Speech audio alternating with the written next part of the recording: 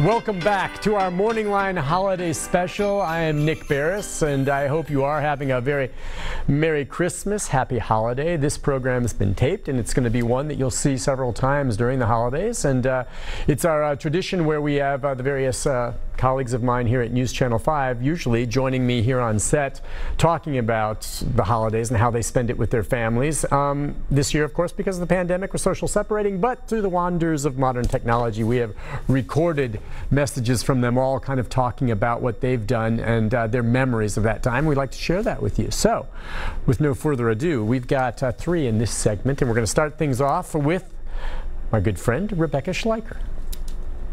Hey MorningLine, hey Nick, Mary Elena, everyone with the team. Sad that we can't all be together this year like we normally do to talk about the holidays. But in our family, we celebrate Christmaka. We do both. A lot of times my entire extended family will get together and go to Miami because that's where my grandparents and my aunts and uncles and cousins all live. And so we'll get to have a pretty nice, warm holiday season. Wish we were going this year. We're not, of course, because with everything going on, it's always nice to get a little bit of heat in the middle of December, end of December. We usually do some sort of catered brunch situation and then open presents, and it's a lot of fun. And my husband's side of the family, they're out in Dallas, so sometimes we'll go there, and they are done with Thanksgiving food after Thanksgiving, so we always do Mexican food for Christmas with them. And I have come to just associate tamales with Christmas. I mean, they're just synonymous for me because of it, and I'm the only one who actually eats them. Drew's parents are so sweet. They don't eat tamales, but they get them for me because they know I love them every year. So that's always a fun memory. What else? We're gonna probably have another round of young kids in the next 5-10 years in the family, so I feel like that's gonna help reinvigorate the holidays for everyone, because it's always more fun when you're kind of enjoying the holidays through a kid's eyes, right? And all the presents and the wonderment and everything with the season. We like to drive around and look at Christmas lights, and of course I always say yes to eggnog. Thank you, Rebecca. Merry Christmas to you. So she likes eggnog too. She, me, Tawanda with her boiled custard. And you heard it there. All right, so I eat chocolate cherries and drink eggnog on Christmas, all right? Yeah, and maybe have a raspberry pie. She likes tamales, and I love tamales. And tamales, of course, have a connection with the holiday spirit, and that's awesome. Tamales. Go for a tamale right now. All right, so thank you, Rebecca. Let's go up next now for the next tradition coming from the one and only Emily Luxon. Hey everyone, I have been thinking a lot about my family in Texas this year because due to COVID, I haven't been able to see them since January, and that has been really hard.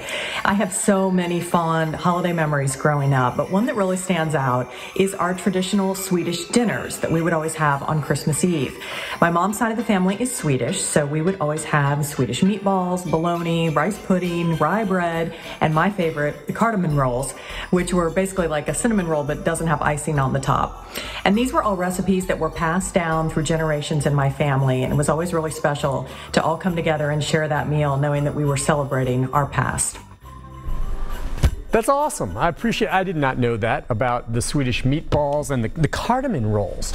Again, so much of the holidays, I think, has to do with food, okay? And, you know, something traditional, and I think that's neat. Emily's family for years has been making this. Gosh, I love Swedish meatballs, cardamom rolls, and the like. That's part of it. That's something she'll always remember. And, you know, like I said, my favorite main dish. Well, look, all right. I love country ham. Is that a sin? No, it's not.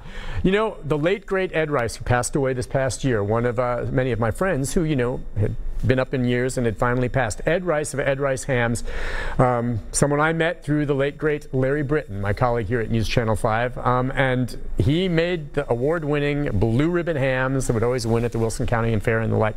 I love country ham, okay? The problem is it doesn't love me. I don't have high blood pressure, but if I eat too much salt, I can feel myself buzzing. And maybe, you know, I've got to get a better way of, I've heard people can cook ham in such a way, the country ham, so a lot of the salt seeps out of it. If you soak it right and cook it right, that's fine. But what I like is the saltiness. And so country ham on a biscuit, if it's the real kind, my wife's not as big a fan of it. She thinks it's too piggy. You know what I mean? Piggy, it just tastes like a pig, whereas she probably would go for, you know, like a glazed ham, a honey baked type ham, which I love as well. But honey baked ham is one of my favorites. It's just, that's something, while I may go to excess when it comes to eggnog and chocolate cherries and raspberry pie, country ham, I limit myself. And so I really savor the piece or two I have, but I don't overdo it, and that's only during the holidays as well for me. But I love country ham. I know someone else who loves country ham. I don't know if he'll talk about that. But if there are two people that love to eat and try different things at this station, one I like to think is me. Rebecca certainly does. But Leland Statham is something of a gourmet, and he likes his food, and he's up next. Let's hear from Leland. For the Statham family this year, it will be a bit of a unique holiday for us in the fact that our oldest, Kayla, turned 25 this year. She's living in New York State, but will be home safely for the holidays. Our youngest son, Taylor, turned 18 this year, graduated from Beach and just finishing up his first semester at Vol State. But yeah, that preemie that I can hold in the palm of my hands turned 18 this year. But still here in the Statham household, we believe. So there will still be a gift from Santa under the tree, but that's more Mom and Dad, Yolanda and I, holding on to that last bit of childhood that we can before they move on to the next phase of life. But more than anything, it'll be about being together this holiday season, albeit we'll try to do it as safe as we can. We'll have a short time at Yolanda's mom and dad where Yolanda's mom will have a big old pot of potato salad, and Yolanda's dad, for the last several years, has fired up the grill with hot dogs, hamburgers, ribs, a Christmas cookout. So it will be some good eating still on Christmas Day. So we will do what we can to stay safe and hope that we can get somewhere close to normal again in 2021 on the other side of the pandemic. But from all of us here at the Statham family, have a safe and happy holiday season and all the best to you in 2021.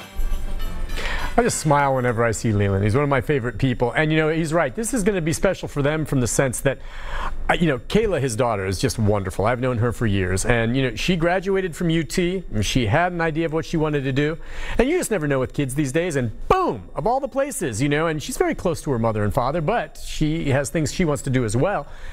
She's up in upstate New York, has a great job and is doing well.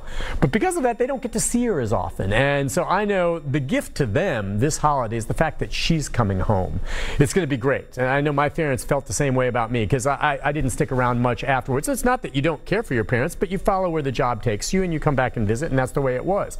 Now, Taylor, his son, he's got it going. I wait to see what happens with him, but he's got a great family. But I know for the two of them, the two parents, it's going to be neat having everyone back home the way he was talking about. Seeing Kayla is a special thing, and that's very nice.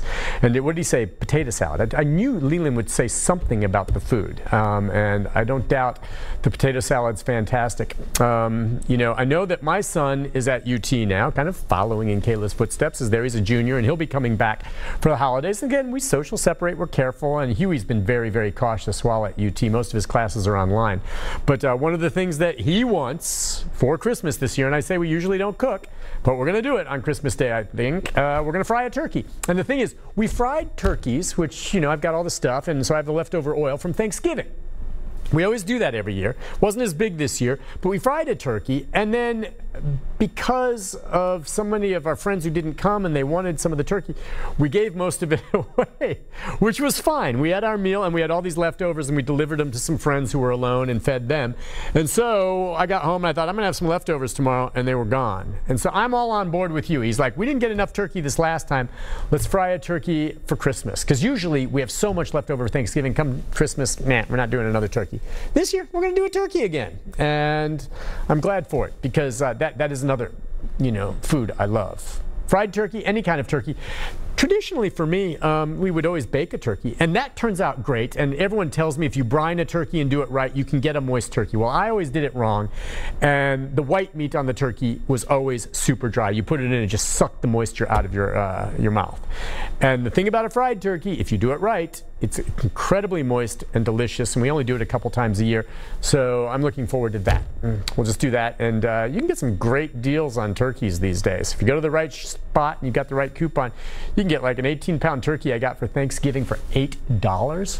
You realize how much meat is on there? If you really sock it away after you cook it, that's enough food to eat on for quite a while, and it beats the heck out of the sliced lunch meats when you get real turkey meat off a bird. All right, on that note, we'll take a break. When we come back, it's going to be our final segment, and we are going to hear from Carrie Sharp and Nikki D. Ray right after this.